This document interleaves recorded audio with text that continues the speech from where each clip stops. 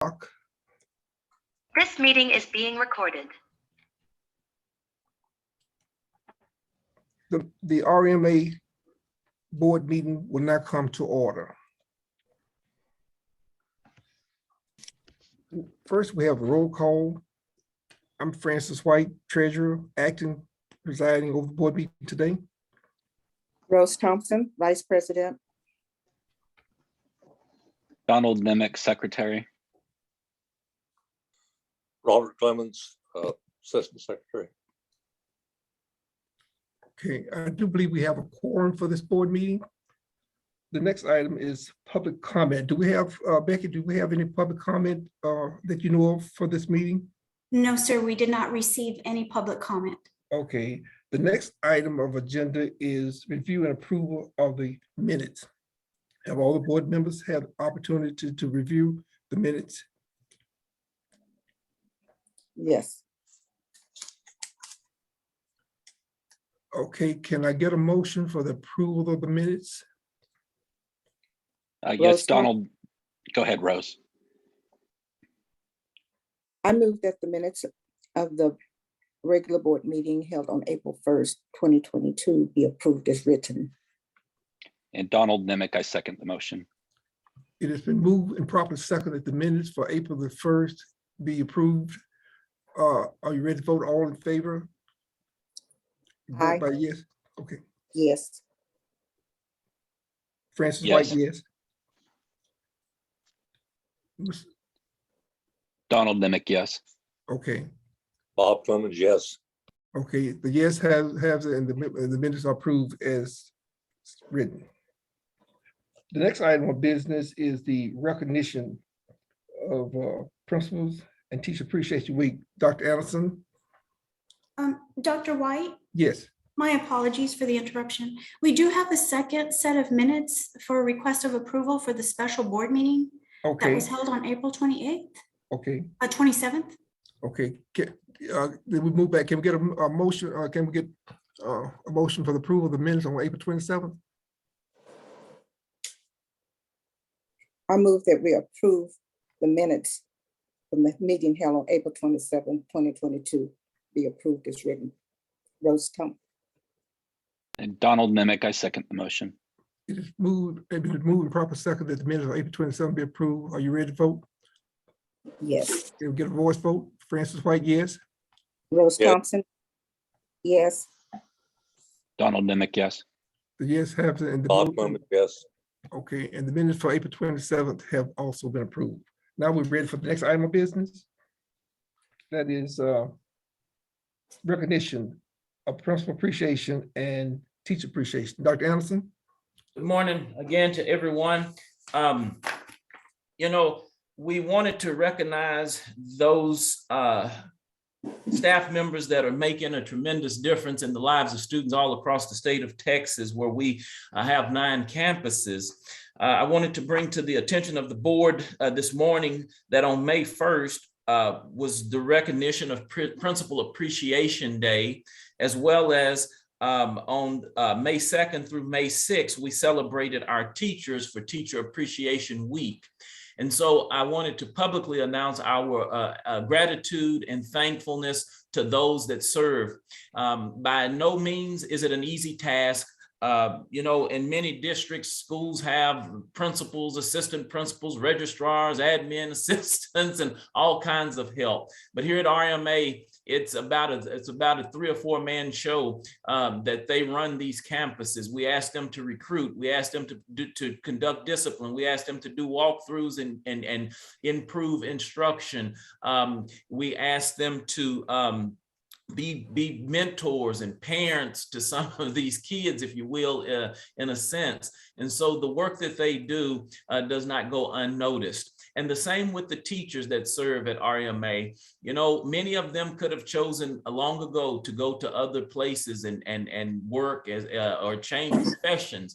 And so we realize that they've chosen to stay with RMA to make a difference in the lives of dropout recovery students, and that they have done on a daily basis. And so not just the teachers, but the assistant teachers, the counselors, and everyone that's a part of the RMA family. I certainly want to take this opportunity to publicly say thank you for the work that you do, and thank you for the difference that you make in the students' lives that RMA serves at the 9 campuses across the state of Texas. And at this time, I would open up the floor to the board to make any comments regarding principal appreciation and teacher appreciation.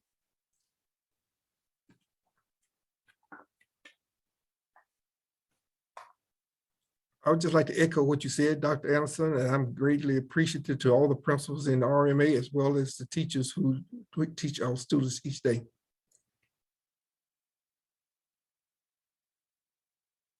Rose Thompson, to the principals and to the teachers, you are the heartbeat of our system and you're greatly appreciated.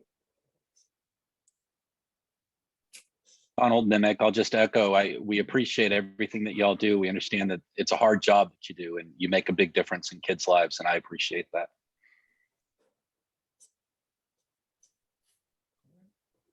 Then that concludes this section of the board meeting. Okay. The next item on the board is a public comment. This portion of the meeting is open to the public comments regarding the American Rescue Plan ARP Homeless 2 federal grant. Good morning, everyone. This agenda item is just to provide public notice that RMA will be applying for the Homeless 2 federal grant. It is limited to certain allowable expenses. One of those expenses are for the to provide access to technology for our homeless students. And the amount of this grant is $25,940.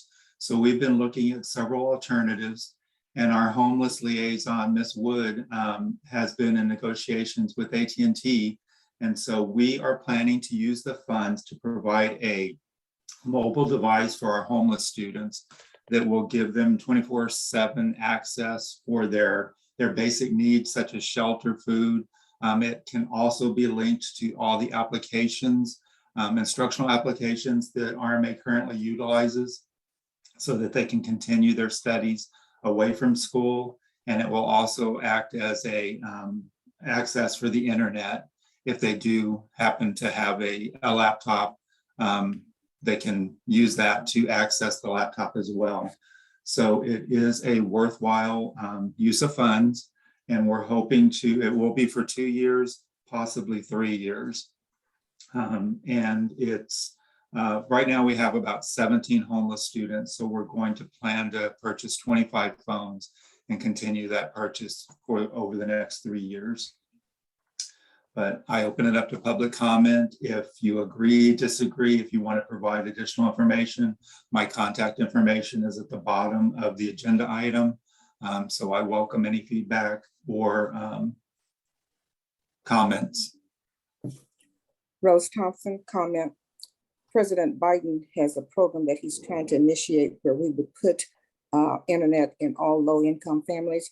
And I'd like for you to just keep your pulse on that. Thank you. Okay, thank you. Are there any more comments from the public in addition to Ms. Thomas' comment?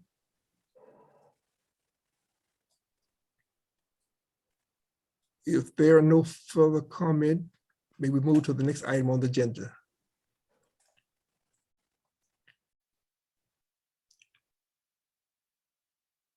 This item is Superintendent All right. report. Thank you again, Dr. White.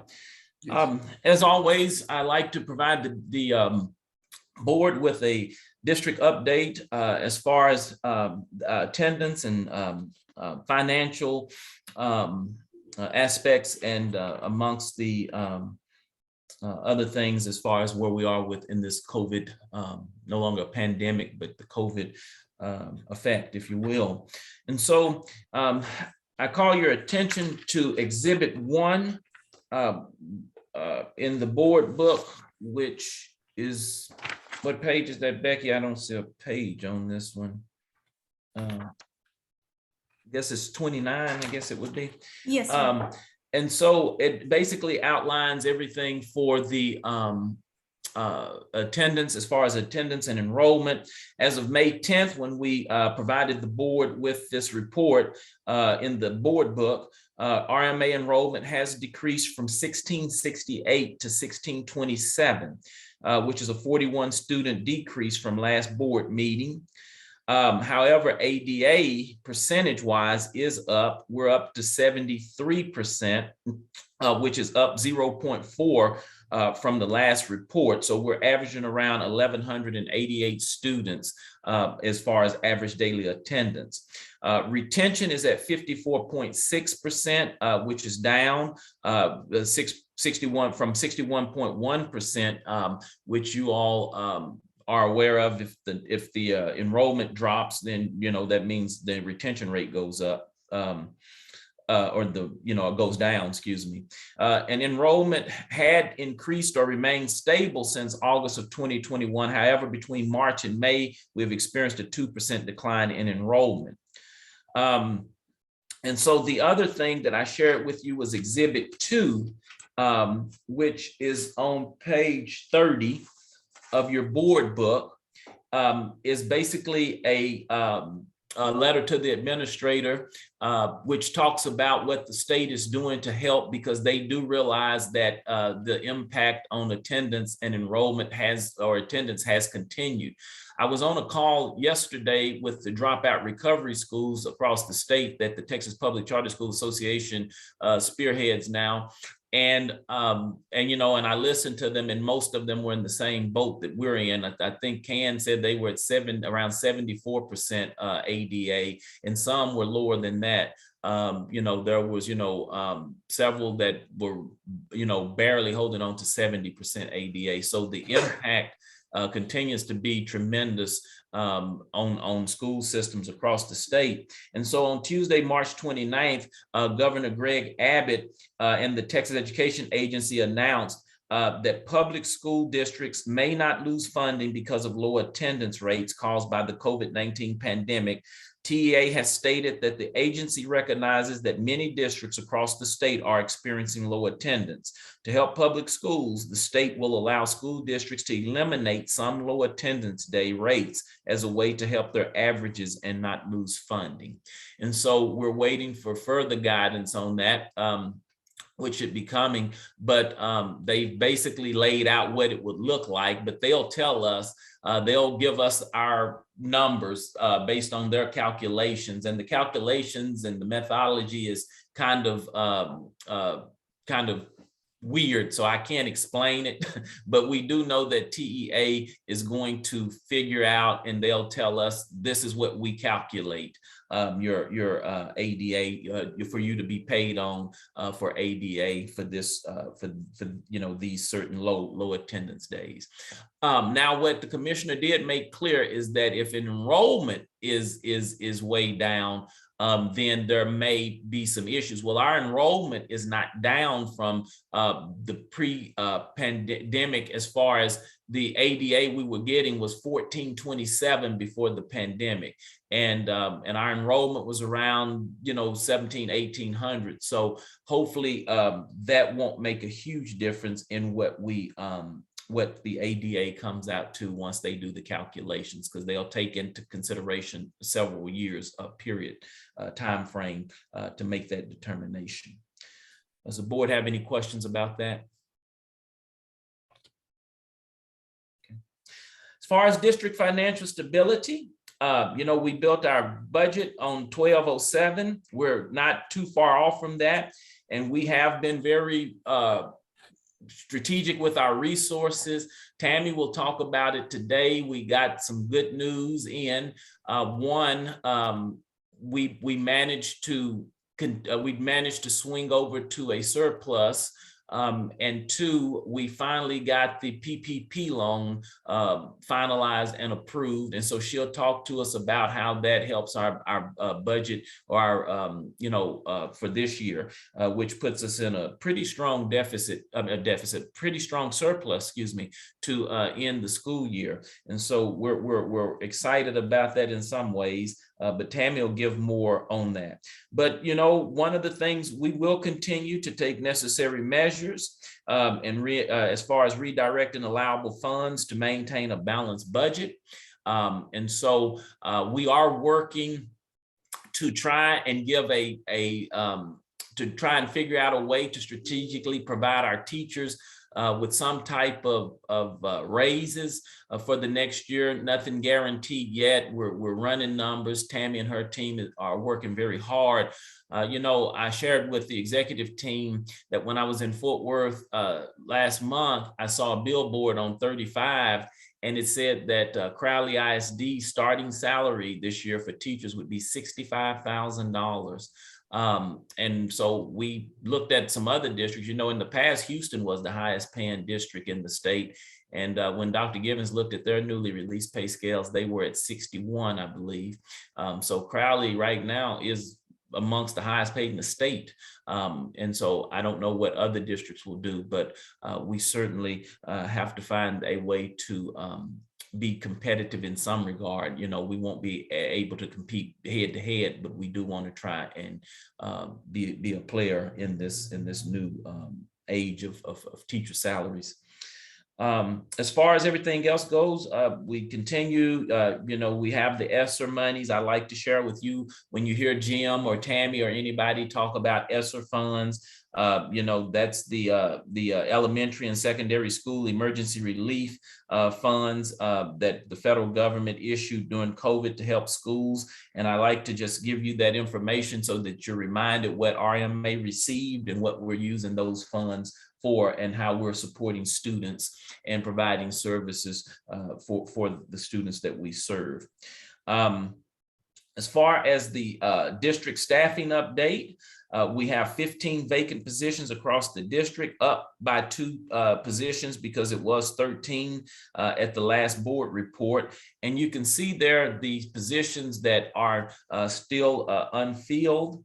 As far as campus breakdown goes, we have only no campuses at 100%. Principals have been recruiting and trying to find personnel. Teacher shortage is real, ladies and gentlemen. The teacher shortage is real.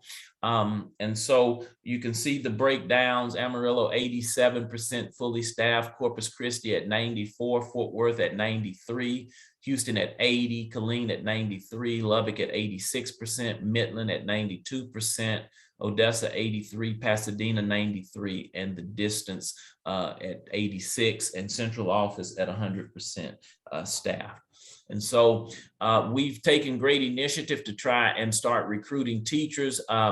We've asked every campus and DIC to reach out to their local college and universities Department of Education. Dr. Givens has signed us up with some program that shoots out, her and Christina, that shoots out to multiple places advertising for RMA. We've revamped our website. One of the things I learned at a conference was that we have to tell people why they want to come to work for RMA. And so we revamped. We don't just post our job postings. We actually, Carrie's worked on creating a page that talks about why work for RMA. So we're trying to be proactive as we possibly can. We've built into the ESSER monies to provide a $3,000 retention bonus for teachers that return next school year, to be paid in, I believe, October, and then in January or February of next school year. So any teachers that were with us this year, that by cutoff date, they will receive that $3,000 in 2 payments. And so we're trying to be as creative with the resources that we have available to us. And so with the COVID, as far as the COVID-19 breakdown goes, you can see there the total cases since January to now. We've had 133 reported COVID cases, but since the beginning of school, we've logged 311 COVID cases. And so if you look at August to December, we had 178. January to now, we've only had 133. So we've seen a downtick in the COVID cases. And again, we just continue to follow the recommendations of TEA. You know, the CDC and TEA kind of separated strategies, I guess. And so we follow whatever TEA tells us as far as managing this COVID situation. But if something should change, we are prepared to move to remote instruction as we did back in 2019, 2020, when the pandemic first began. Might there be any questions about anything from the board? All right, then, Okay. Mr. President, that concludes my report for this month. Okay, continuing on with the information system, I think we have next the financial report. Good morning. Good morning. I have summarized some April financial information on page 33 of the board book. And on May 13th, we were officially notified that the Small Business Administration had approved our forgiveness of the PPP loan. And yesterday, we actually received another notice that the SBA had forwarded those funds to Frost Bank. And so our loan has officially been forgiven and paid back to Frost Bank. So that process is complete. And we will recognize that revenue in this fiscal year. So I'm working with CSS to get that into our financial statements. I'd like to thank my team for all of their hard work to get that process, to complete that process and get us through that, that forgiveness portion. As of the April financials, we've accrued 158 of 180 days of state revenue for instruction this school year. And we have officially flipped our deficit into a surplus as of the April financials. And when we go into next month, we will record that PPP loan as revenue, which will further increase our surplus for this fiscal year.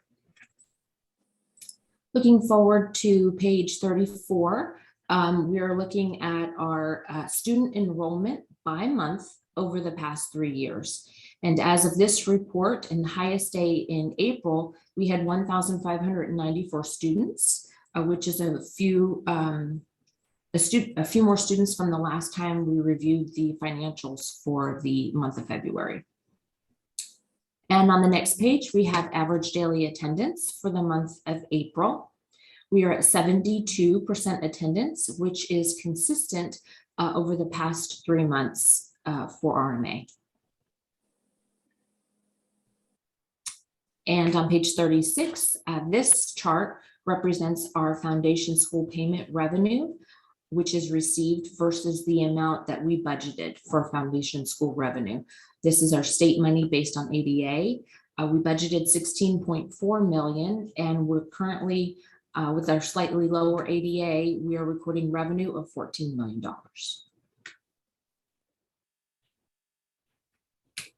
On page 37 is our days cash on hand. Just as a reminder, this calculation is calculated by breaking out our annual expenses into a daily amount and then dividing that by the cash balance at the end of the current month. And if a charter has over 60 days of cash on hand, then TEA gives the highest rating available for that indicator. And as you can see from this chart, we currently have more than double that for the month of April. So it's a very strong indicator for RMA. And on page 38, this shows that through the month of April, we have $14.5 million in expenses and just about $14.9 million in revenue. Everyone has done such a good job in flipping this deficit into a surplus, even not knowing whether the PPP loan was going to come through or not this fiscal year. So it does take an entire team to contribute to this conscious cost cutting that we do around here all of the time, and everybody played a part in that. So congratulations to the whole team for the surplus this year, this month. Page 39 is our administrative cost ratio. And for the month of April, we are at 13% of our instructional costs. This equation compares the expenditures for function 21 and 41, which are considered administrative costs, to our instructional cost for function 11, 13, and 31, which are mostly instruction areas. A TEA would consider these expenses to be low for administrative expenses, and we would yield 10 points on the current indicator for this area of spending. Page 40 shows that last summer when we submitted our survey to TEA estimating what our ADA would be, that we estimated that at approximately 1,208 students.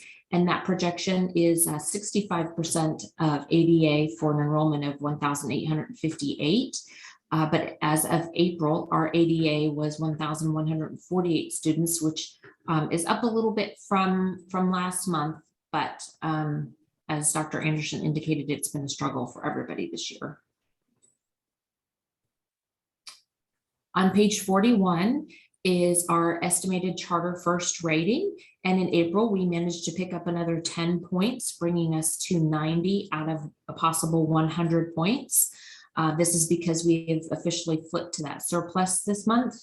And the only area that we have lost points in is indicator number 10. And that is only because we're 10 months into the fiscal year. So we are not within that 10% of our budgeted revenue. Page 42 is the income statement for our Fund 420, which is state revenue, and our Fund 240, which is child nutrition. Through April, we are at 83% of this fiscal year. We also received this year $44,000 for the child nutrition supply grant, which is reflected a little bit higher in the revenues for the federal funds under the revenue column. Most of our expenses are under that 83%, which has contributed greatly to our surplus, which shows $1.5 million as of April. Function 21, instructional leadership, has remained low this year because we have made some changes in the way staff are coded in this area, so we've been able to keep that under control. Function 33, health services, is also lower than average. We use this fund for our hearing and vision testing, and as well as a support agreement that we need for our defibrillators in all of our campuses. We've discussed several times this year that function 61 is a little elevated because we've already recorded the expenses for that retention bonus in that staff, but those expenses do not continue to increase as we go through the year. Function 13 is lower than average because the level of COVID that we've had throughout the year has caused some decrease in professional development that we had planned for throughout the year.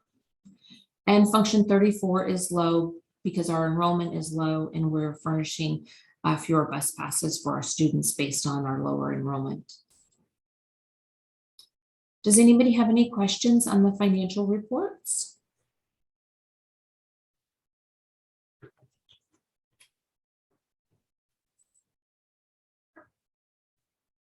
Thank you. Okay. Next item coming up is convocation facilities. Good morning.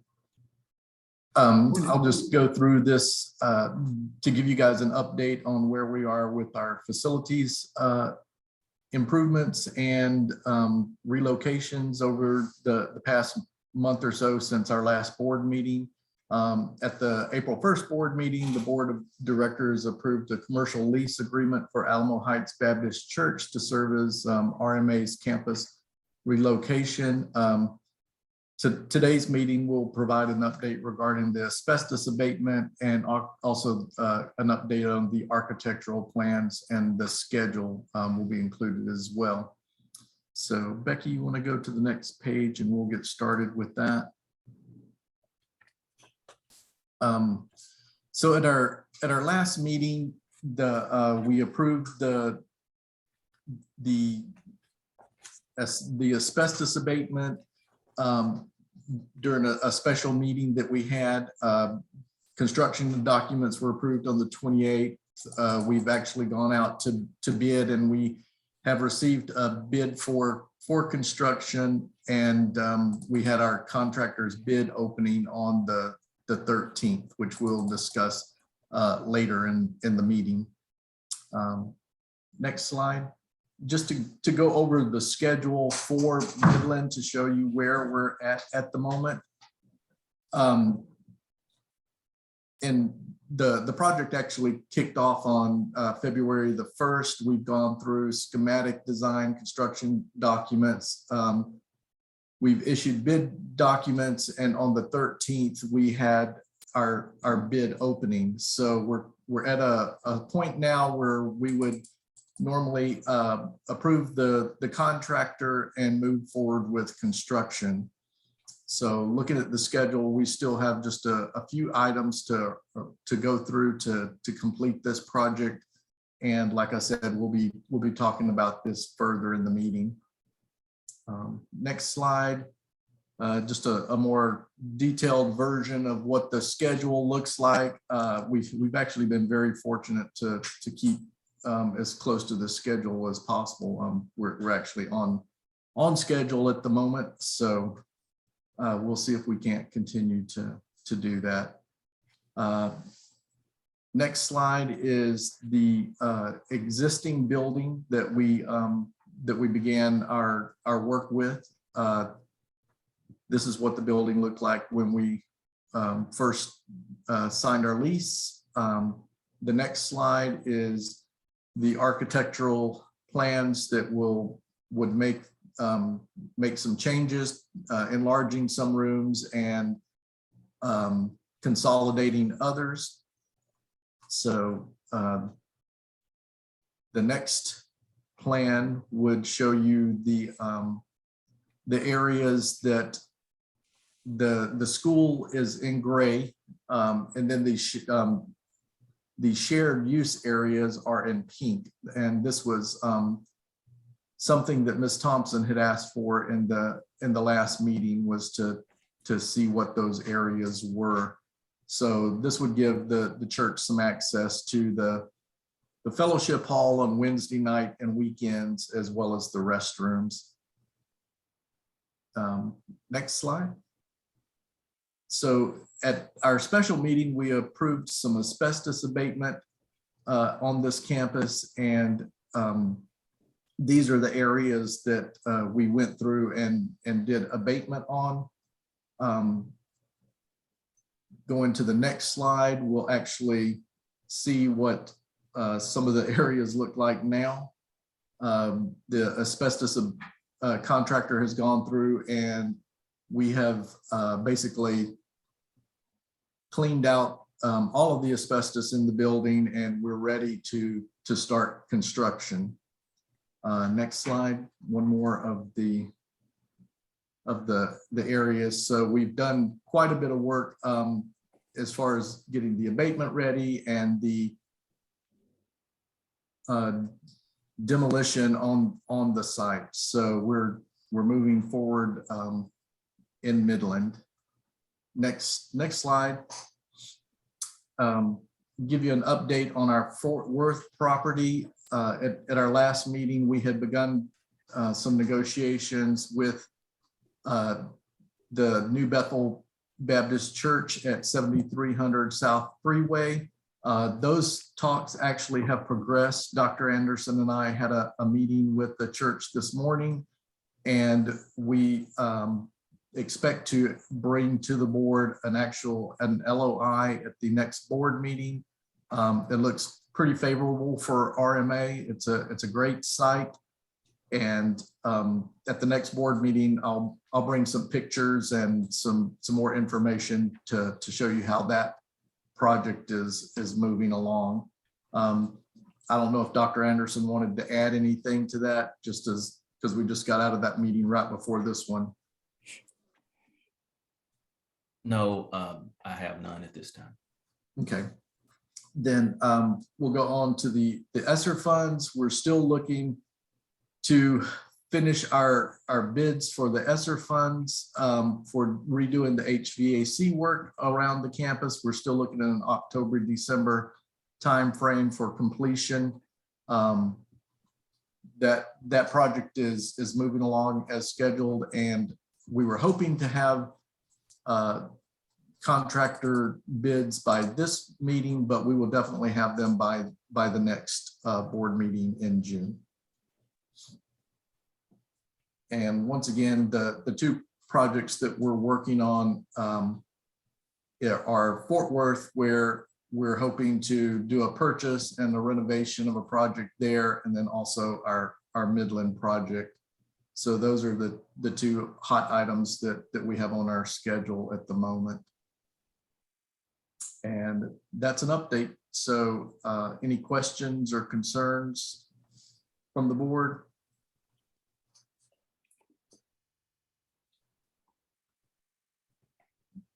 Then thank you very much for your time, and Becky, I'll let you take it. Next, we have the convocation for schools, year 2022-23. Hello, everyone. Can you hear me? Yes, yes. Yes. Okay, for convocation 22-23, traditionally, the convocation marks the beginning of the year for RMA. However, due to the prevalence of the COVID-19, district-wide convocation events will be held online. RMA staff will remain on campus or at central office. The CDC states that attending a large gathering or event increases our chance of being in close contact with people outside of your household and being exposed to COVID-19. So the recommendation is for convocation to be held virtually. We will be using a hybrid model with both in-person and virtual events starting August 8th through August 12th from 8 a.m. to 4 p.m. In-person events will be held on campus, and that will be campus-based professional development. Virtual events we will use the Microsoft Teams platform, and that's for online session, general sessions, the opening general session, and for district level professional development. Professional development days will be noted as virtual, which is for district, and in person, which is on campus. And the academic and technology departments will work together in conjunction to create professional development sessions using the Microsoft Teams breakout rooms on Microsoft Teams platform. Attendance will be taken via Microsoft Teams. Are there any questions? I would like to add that our request is that on August 8th, that morning when we do our kickoff, that the board members would join us for that. At that time, we would ask the board president to bring greetings and share with the staff of the district. And I will also do a district address at that meeting. So board members, I would ask that you memorialize August 8th in your calendars so that you can plan to share with us on that morning. Just usually from 8 until we're usually finished with that part by 8:30. So anywhere from 30 to 45 minutes to share with us.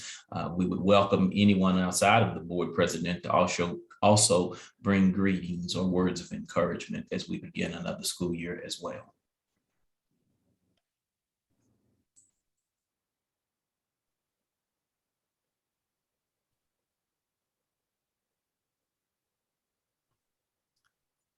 Anything else, Dr. Gibbons? I have nothing else. Move to the next item. Okay.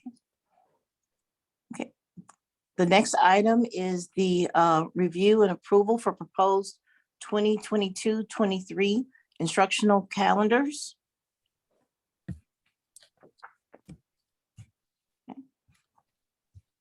Hello?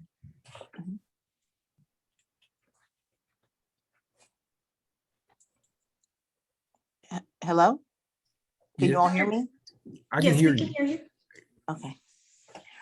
Okay, so the instructional calendars for the school year 2022-23 were prepared by comparing ISD calendars from surrounding areas for each of our RMA campuses to match as closely as possible. Once again, I'm very happy to announce that we will all have the same spring break. So all 9 campuses, once again, will have the same spring break for the upcoming school year. Dropout recovery campuses are required to have at least 43,200 minutes. All RMA campuses have 44,100 minutes per session without professional development days. If professional development days are approved, all RMA campuses will have 45,080 minutes per session.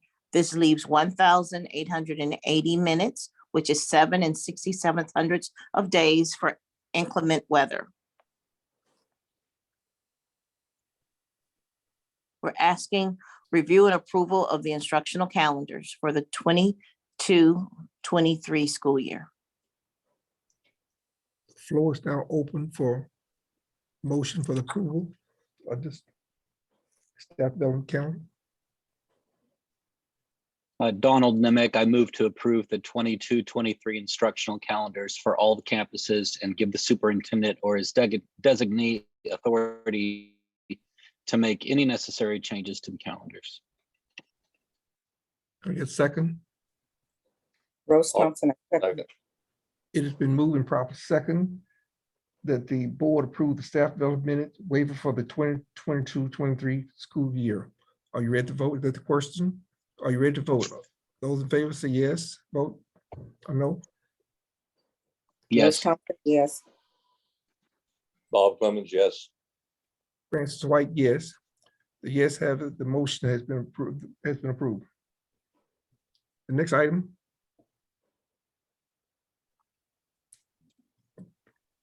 The next item is the approval of staff development minutes waiver for the 2022-23 school year.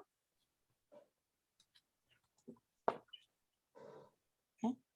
We're asking the board a little background information. The staff development minute waivers provides a maximum of 2,100 minutes of total minutes waived for professional development. The waiver will allow RMA to train staff on various educational strategies designed to improve student performance in lieu of student instruction during the school year. The staff development minute waiver may not be used prior to the first day of student instruction or after the last day of student instruction. RMA will be requesting a total of 1,680 minutes for the following dates: October 10th, December 16th, January 3rd, February 20th, and that's for all 9 campuses. We're asking that the board approves the waiver. can we get a motion for the approval of the waiver? I so move. nice second. It's been moving proper second for the staff development waiver for the 2022-23 school year. Are you ready to vote? All in favor? Yes or no? Rose Okay. Thompson, yes. Donald Nimick, yes. Bob Francis Clemens, yes. Francis White, yes. The motion's carried. Next item. Thank you. I have one comment, please. Okay, Ms. Thomas. Once the calendars are set in stone, I would like to see the staff development calendars for each site. Yes, ma'am. And I would also like to see teacher input, some kind of tool that you would make sure that the teachers are telling you what they need. Yes, ma'am. We will look to do that. Thank you.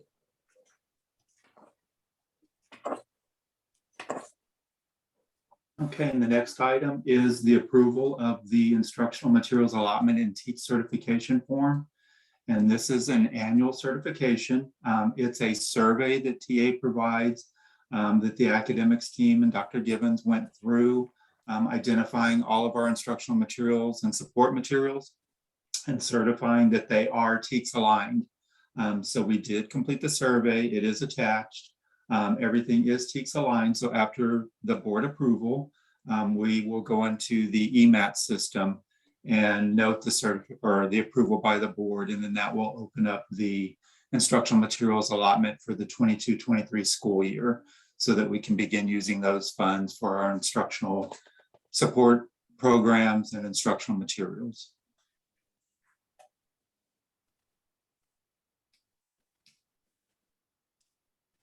And I, Donald Nimick, hereby certify that the school board has agreed on the above information and therefore authorize the superintendent or his designee to submit the district's completed 2022-2023 instructional materials allotment and TEKS certification form for TEA.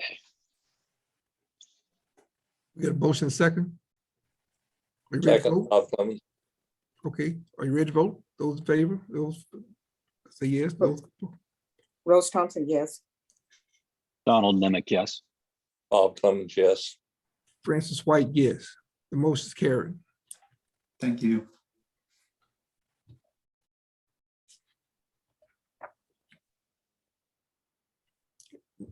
Next item.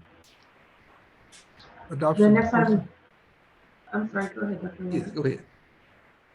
The next item is the adoption of the personnel handbook for the school year 2022-23. We've compared this handbook with our current board modules. We have run this handbook through our third-party Charter School Success, and there are a couple of changes that we have. Christina, could you Yes. turn your volume up or something? You're kind of fading in and out. Let me try. What if I just talk louder? Is that better? Yes, board, can you all hear a little bit better? I know I was struggling.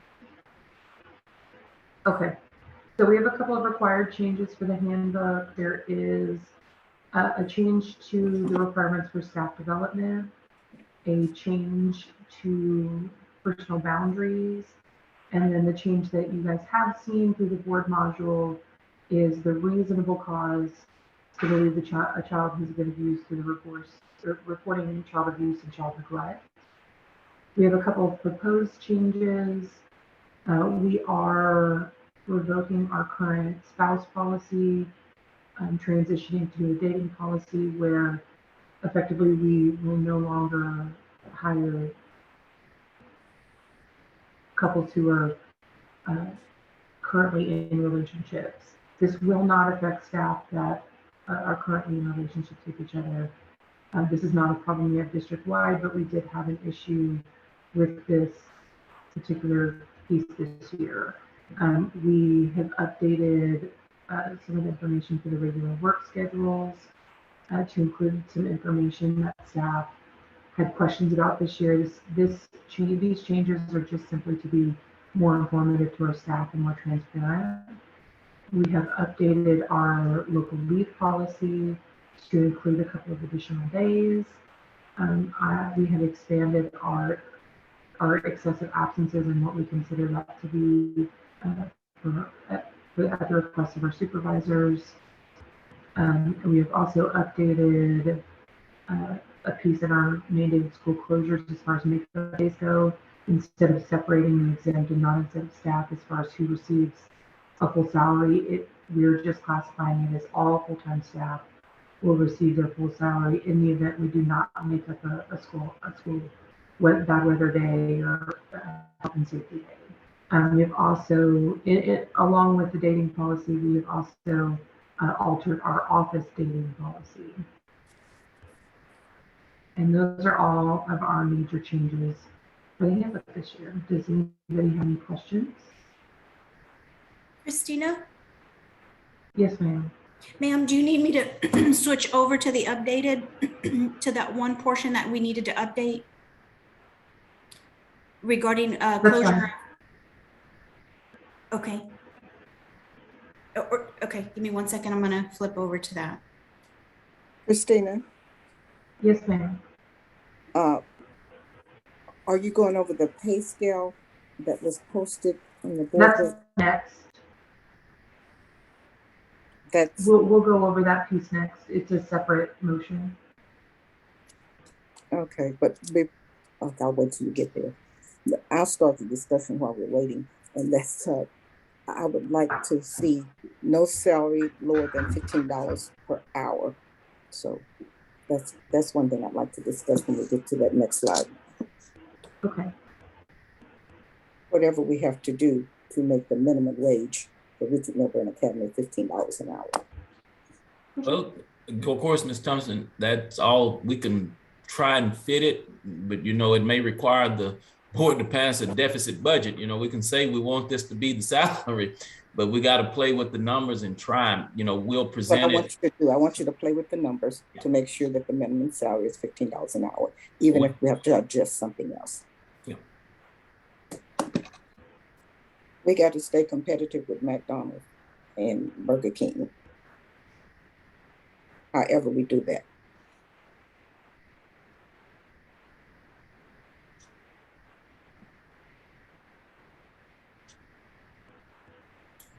Board members, I do apologize. I have it on my desktop, but it has vanished. So I'm trying to pull up a revision that we did to this. So I'm sorry, give me a second. I know I have it.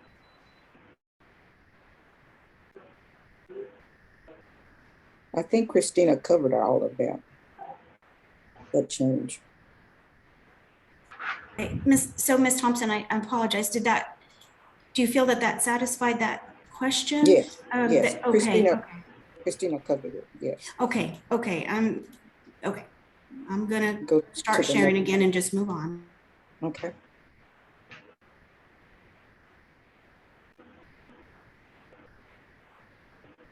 Okay, my apologies, Christina, please proceed.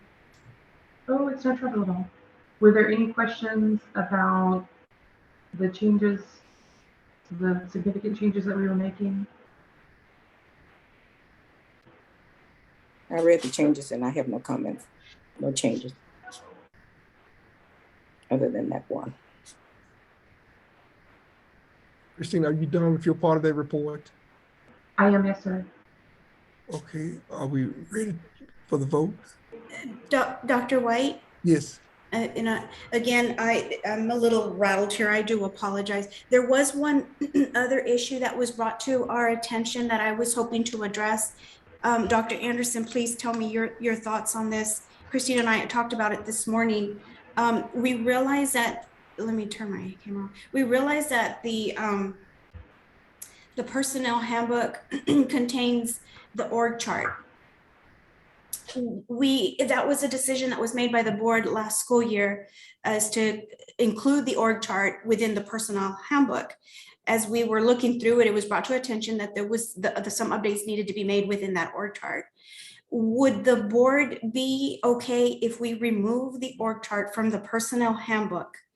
And perhaps with Dr. Anderson's permission, anytime there is a change to the org chart, it could become part of the superintendent's report as an added item, you know, along with the normal financial COVID reports. Could we perhaps, and Dr. Anderson, please, I know everything was kind of last minute on this, but we were wondering if that might, because it changes to have to update that personnel handbook, we feel could be tricky. And then this is something that's coming from me personally. Is that going to change the content of the motion for the personnel handbook? Will that change? We could, Christina very diligently added an extra motion here that if approved, that we would be allowed to make those necessary changes, such as the removal of the org chart from the personnel handbook. Just FYI, the Texas Education Agency, the only thing that is required of the board to approve is the change of leadership in the case of a superintendent or an assistant superintendent. Those are really the only things that the board has to approve that affects our charter. So, you know, all the documents like the non-expansion amendment, all of that is what that comes before the board at that time. when a change of that nature takes place. Other than that, it really could be just an informational item advising the board of anything that's affecting the org chart, which my thoughts were to maybe make it part of the superintendent's report that we would notify y'all whenever there's a change to the org chart itself.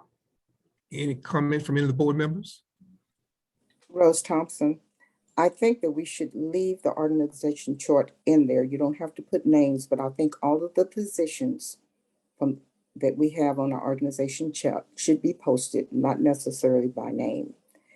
And because it does cause confusion when you're posting it out there and all the people are gone, and it's a big change. But I think that they have a need to know the structure, not necessarily the names. I would agree with that. I agree as well. Okay, yes, ma'am. We'll follow through. So we go with the motion, the first motion.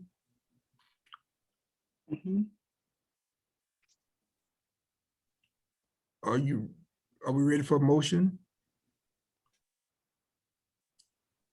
The floor is now open for Donald motion. Nimick, I'll make the motion. I move to approve the personnel handbook as presented and allow the superintendent or his designee to make necessary changes.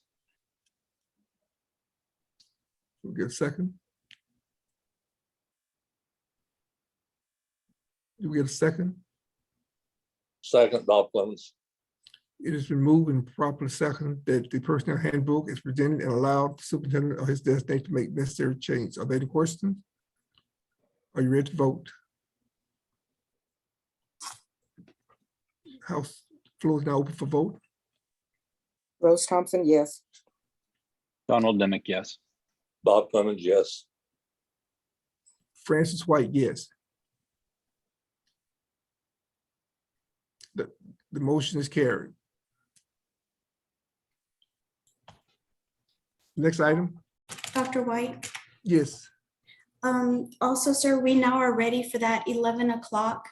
We have Howard Moreno that would like to speak to the board in regards to the Midland project at this Okay. time. Okay, so we could have him, if he's available to speak to the board. How many minutes did he want to speak? Do you remember? So can I interject there, Becky? So on the action item, hold on, let me get back to my, we would be jumping to action item H, which is to consider possible action for approval and ranking of the contractor for the Midland Phase 1 project. As mentioned earlier, we had gone out to bid on the Midland project, and we had one bid come in, and I'm going to let Angel Garcia from Marmon Mock review that bid and kind of